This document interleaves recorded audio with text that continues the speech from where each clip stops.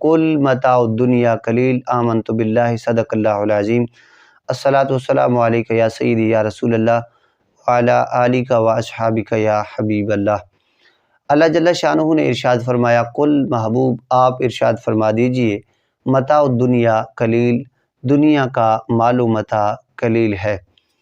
یہ دنیا کے تھوڑے سے مال و متاع کے بارے میں ایک مقام پر اور اللہ رب العالمین کا کچھ یوں فرمانے عالی شان موجود ہے، الہاکم التکاثر حتی زرتم المقابر۔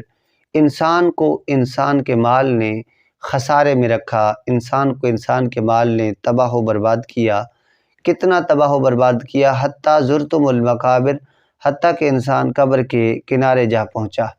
ایک اور مقام پر فرمان مقدس کچھ یوں اپنے ارشادات عالیہ سے ہمیں نوازتا ہے، والعصر ان الانسان لفی خسر۔ محبوب کریم آپ کے زمانہ مقدس کی قسم، انسان خسارے میں ہے۔ احباب گرامی، یہ معمولی سی زندگی، 60-70 سال کی زندگی، جس کے لیے ہم اپنی آخرت کو بالکل بھول چکے ہیں۔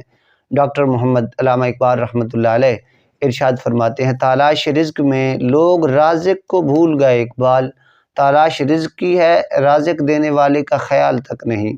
جس نے ہم سے وعدہ کیا تھا واللہ خیر الرازقین، کہ بہتر رزق اللہ ہی دینے والا ہے، اس مالک حقیقی کو ہم رزق کی خاطر بھول چکے ہیں۔ حالانکہ ہماری تخلیق کا مقصد رب کائنات نے قرآن مقدس میں کچھ یوں بیان فرمایا، وَمَا خَلَقْتُ الْجِنَّ وَالْإِنسَ إِلَّا لِيَعْبُدُونَ، کہ میں نے انسانوں اور جنوں کو فقط اس لیے پیدا کیا کہ میری عبادت کو بجا لائیں۔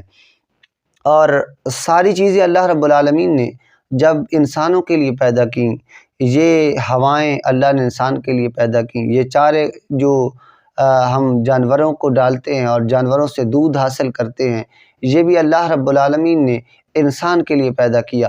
ساری چیزوں کو جب انسان کے لیے پیدا کیا تو پھر اللہ رب العالمین نے کچھ سوالیہ انداز میں انسان سے یوں سوال کیا، انما خلقناکم عبثا، کہ کیا میں نے تمہیں بے فائدہ پیدا کیا ہے؟ نہیں، بلکہ تیرا ایک مقصد تھا، تو وہ مقصد بھول چکا ہے، یہ تیری غفلت ہے۔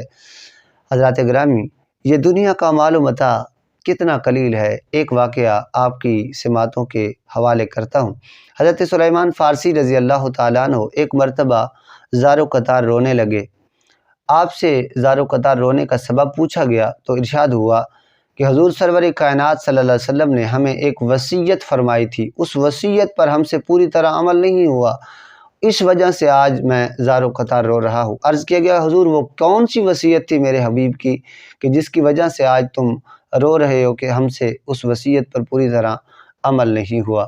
تو فرمایا، رسول کائنات صلی اللہ علیہ وسلم نے ہمیں ایک وصیت فرمائی تھی کہ دنیا میں اس طرح رہنا جس طرح مسافر رہتا ہے، اتنا اپنے لیے توشہ دنیا اکٹھا کرنا جس طرح ایک مسافر اپنے لیے توشہ دنیا اکٹھا کرتا ہے، توشہ سفر اکٹھا کرتا ہے، لیکن ہم سے اس پر پوری طرح عمل نہیں ہوا، ہمارے پاس جو مال ہے اس سے کچھ زیادہ ہے۔